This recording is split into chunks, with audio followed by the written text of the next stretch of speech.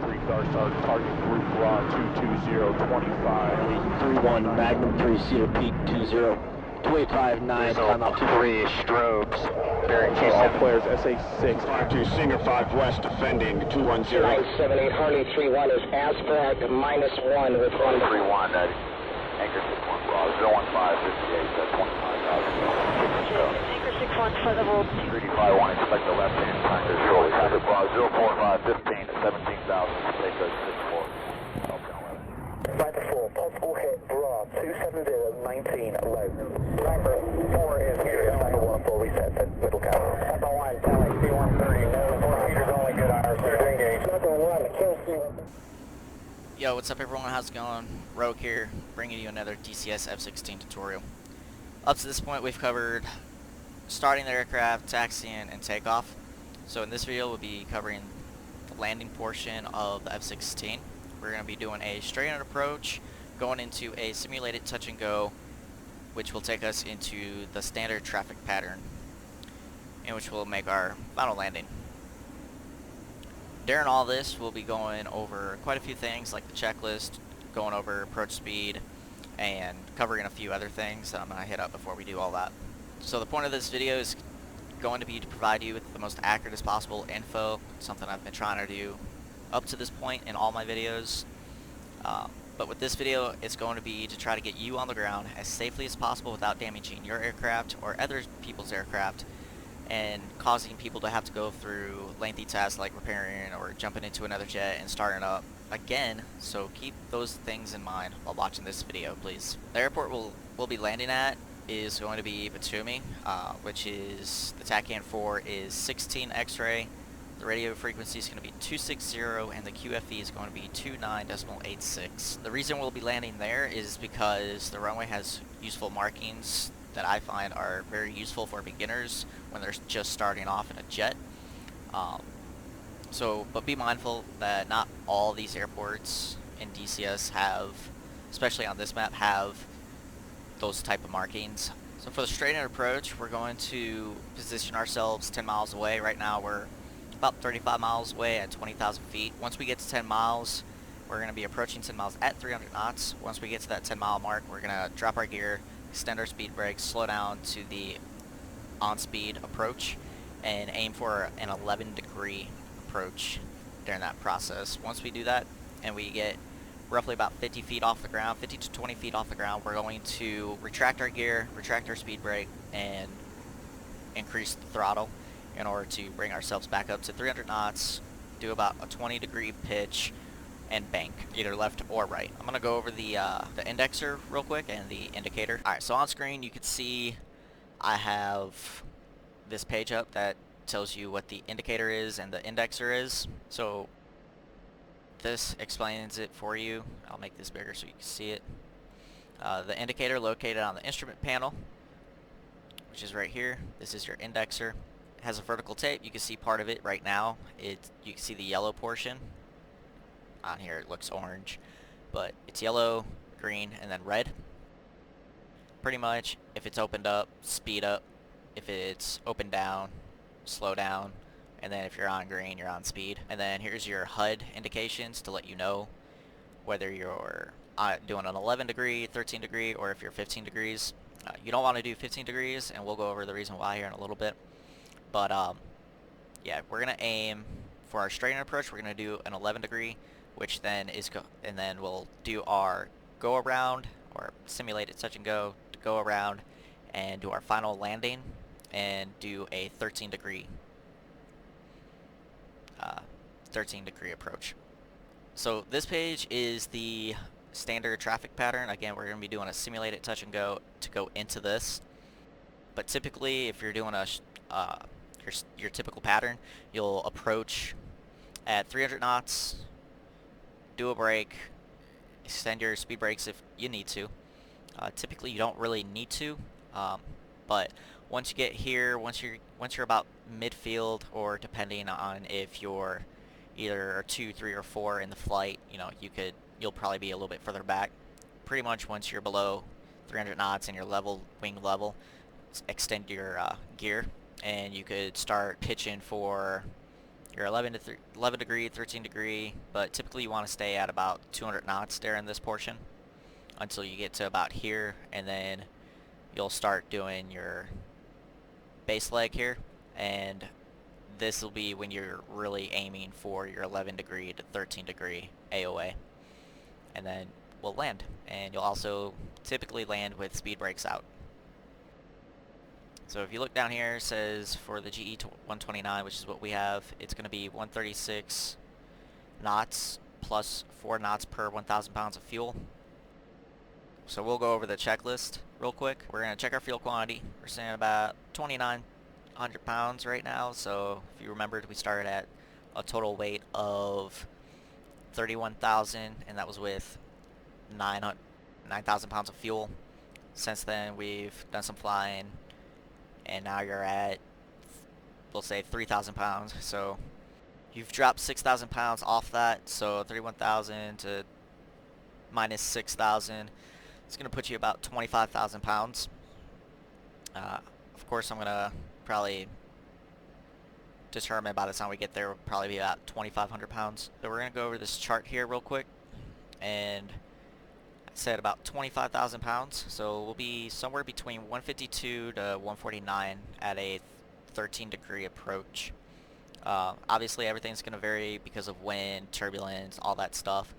So if you read this note, actual approach airspeed at 11 to 13 degrees AOA may differ by 5 to 10 knots, or plus or minus 5 knots due to variations in aircraft center of gravity.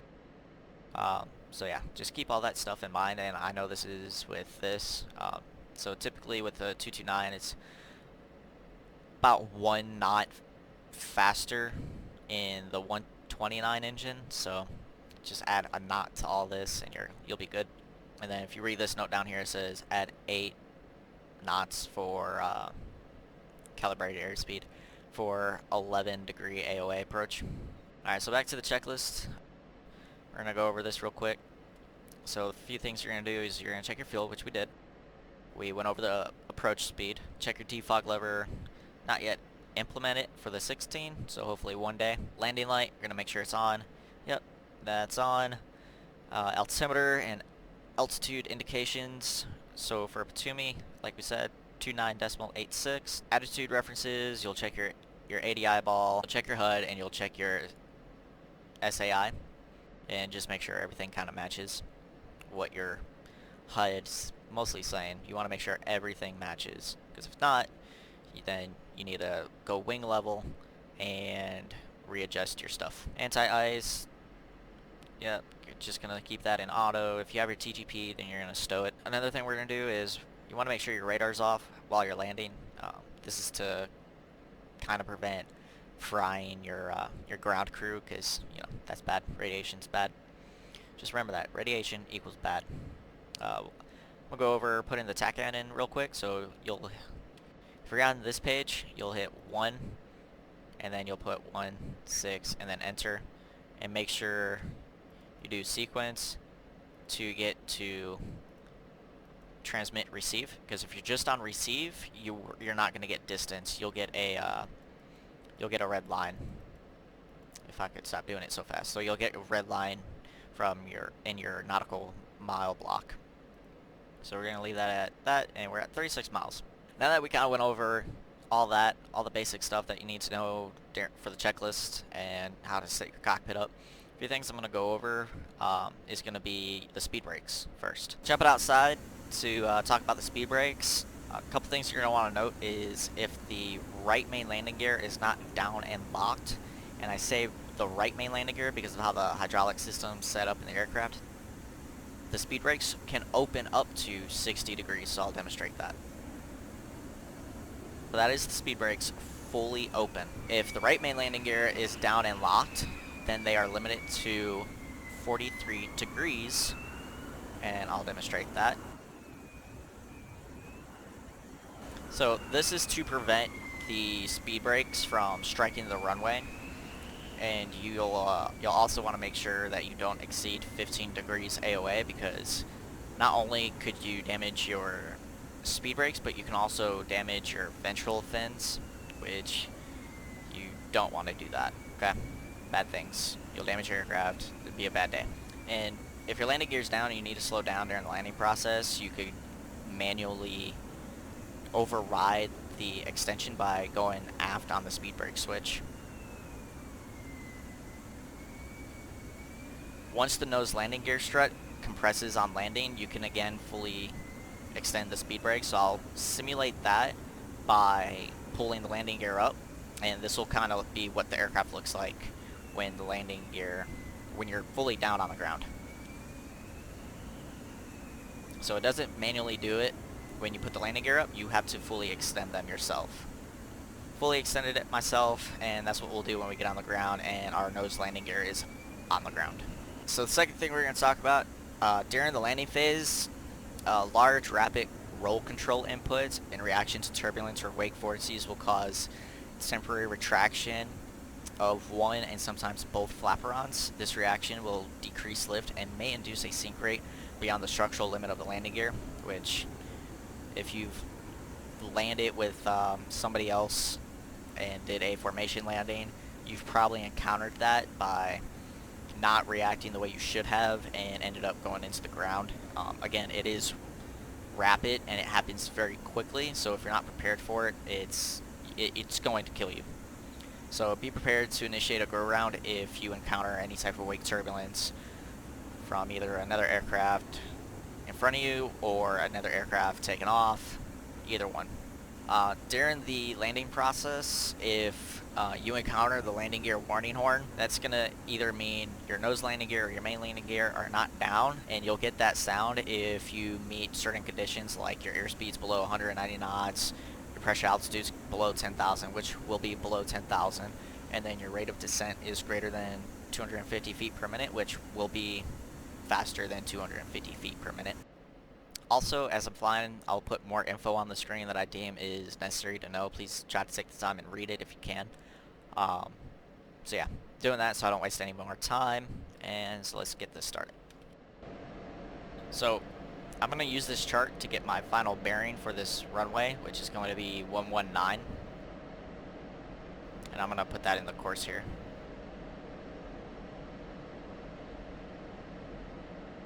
So we're pretty much on center line here.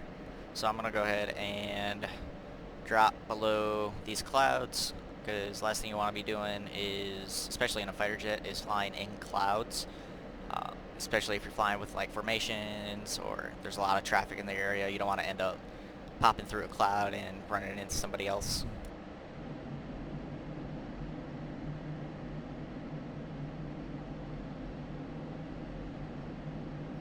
Bad things happen when that happens.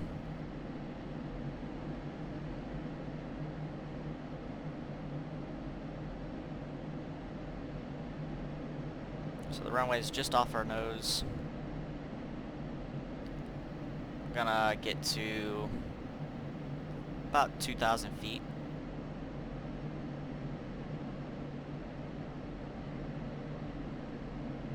I'm using the blue bar on the HSI to determine how straight I am with the runway.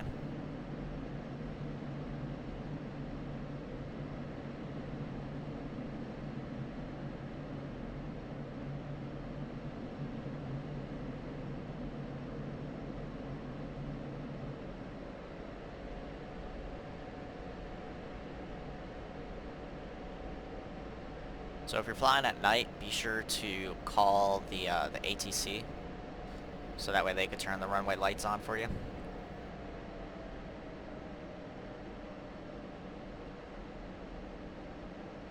Atumi, in field, 1-1, inbound. Enfield, 1-1, Atumi, fly heading 127, Fort 12, QFE 29.89, runway 13, to pattern altitude.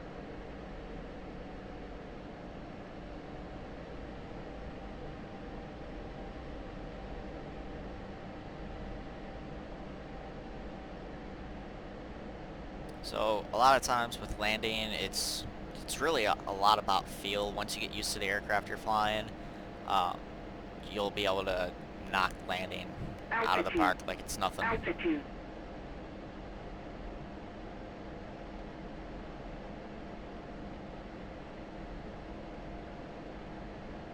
Also gonna have my INS page up in order to determine my ground speed when I get on the ground, because that's gonna be important. So when we make our landing, our final landing, we want to do what's called aerodynamic braking, and I'll put that on the screen. And there's two different kinds. There's 2-point and 3-point. So pretty much 2-point is your nose up and you're using the entire underbody of the aircraft to do your aerobraking, whereas 3-point is when you actually get your nose on the ground and you are just using full av stick and speed brakes to slow the aircraft down. And that is how you slow the 16 down.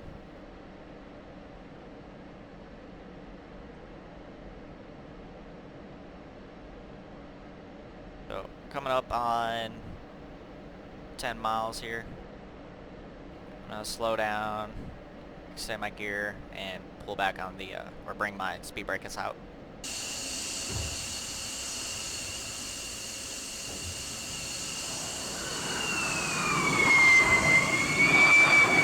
So make sure you get 3 green. Again, if you're landing and you're not looking down at your cockpit, you'll, you could end up, you know, getting that landing gear warning horn, and that'll let you know that your landing gear is not down for the most part, and that you're too slow and all that fun stuff.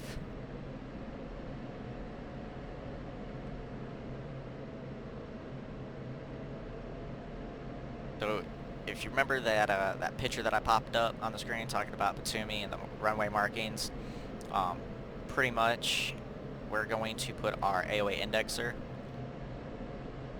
We're going to put our AOA indexer on those solid lines there, and that's going to be kind of our aiming point. We're going to keep these just before the runway, so if the runway has a threshold, you'll put it on the threshold. With the 16, if there's a threshold, you generally want to flare inside that threshold place, because that will, by the time you get done with that flare, you'll be on the ground, because this aircraft floats. It's so light that it just floats across the ground. So right now I'm using my throttle to control where my velocity vector indicator is on my HUD, which is that right there.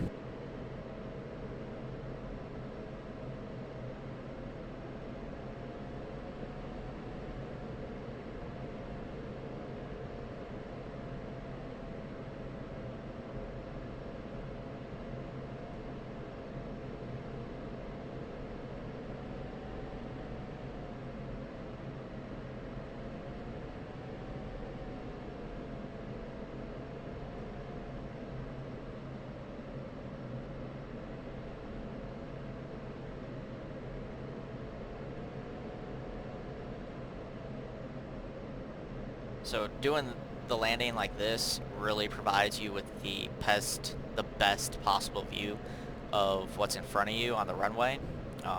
There's no need to adjust your seat. There's no need to do added stuff, because your primary focus is to land. I am going to call out, I'm not going to exactly call it out, but I watched a video and he was adjusting the seat during landing and doing all this extra stuff. You don't need to. If your approach is good, then you'll have perfect view of the entire runway during your landing process. There's no need to do all that other stuff. The 16 is actually relatively easy once you get the hang of it. It is light, so you just gotta be careful.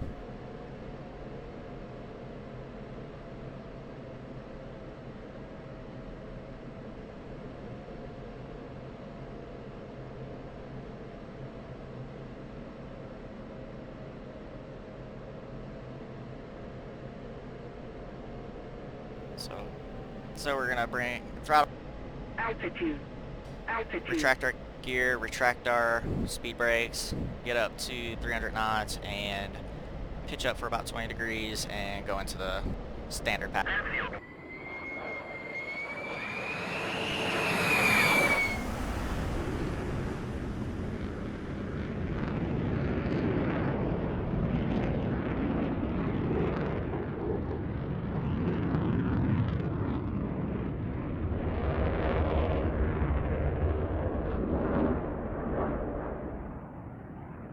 doing this, we're going to get to about 1,600 feet.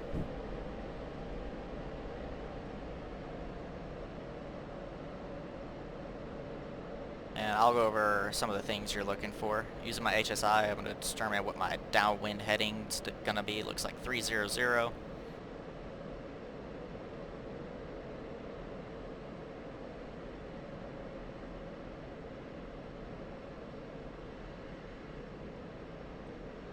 Gear down. I'm not going to put my speed brakes out just yet. And then I'm going to use my throttle at this point to control being level right now.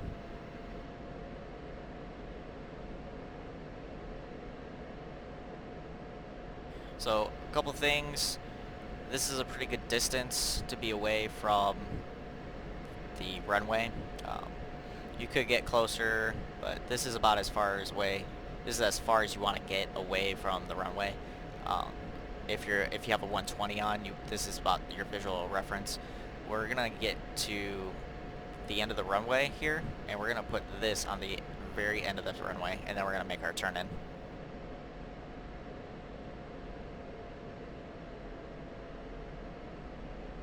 So if you're a little bit heavier, your speed during the downwind is going to vary. A lot of things depend on your speed, center of gravity, and all that. So right here, we're going to do our turn in. And we're going to come back on the throttle.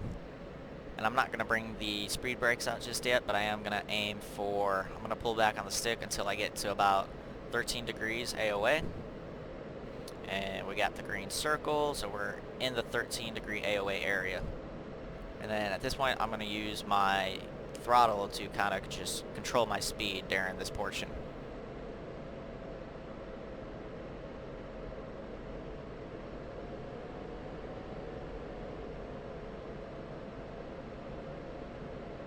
So as you start to roll out, come back on your throttle. And I'm going to bring the speed brakes out. Wind 313 at 3 meters per second. Runway 13. So we're just a little low. If you end up coming out low on your rollout, just pitch up a little bit until you're good. So this is about the picture that you want right here. Again, we're at 13 degrees AOA and you can still see the runway. No need to adjust your seat.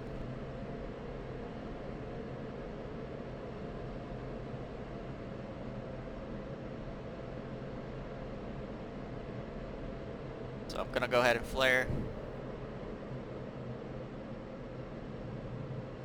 And I'm going to keep 13 degrees AOA as I do my roll down. Now when you're really light, you could hold this to about 80 knots, which I just almost got to 80 knots right there. Now that we're wheels down, we could fully extend the speed brakes and maintain aft stick.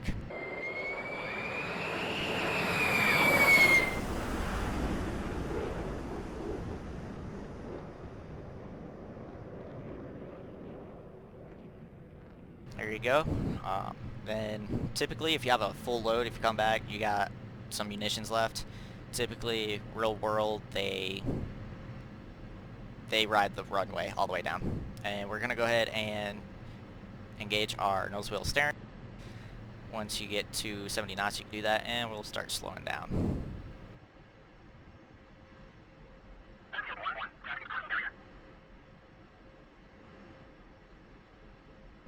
Again, you don't want to ride the brakes. You want to do nice firm applications of the brakes, and you don't want to push them all the way down because you'll lock them up and you'll start skidding.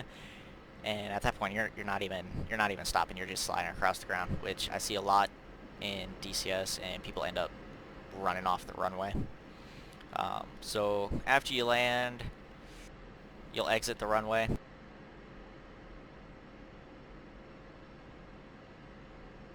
And we don't have a drag chute, so don't worry about that. So you want to make sure you turn the P-dot tube off. The reason why we want to do that is because if you leave it on and you end up being on the ground for like 30 minutes, you'll drain the battery in the aircraft and you'll have electrical problems, and you'll even see like a warning on here, a caution light light up.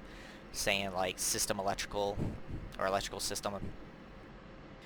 ECM off. We don't even have it on. Speed brakes. It's gonna be the time to close them. So every time you land, make sure you as you're exiting the runway, you close them. Ejection seat lever we're gonna put up. Put our IFF master switch to standby. IFF mode code 4 switch to hold. Landing taxi light. So taxi. Zero eye switch as required. It's not modeled in DCS, so we're not going to worry about it.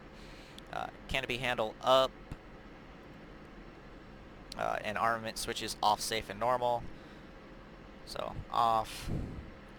So safe. Standby.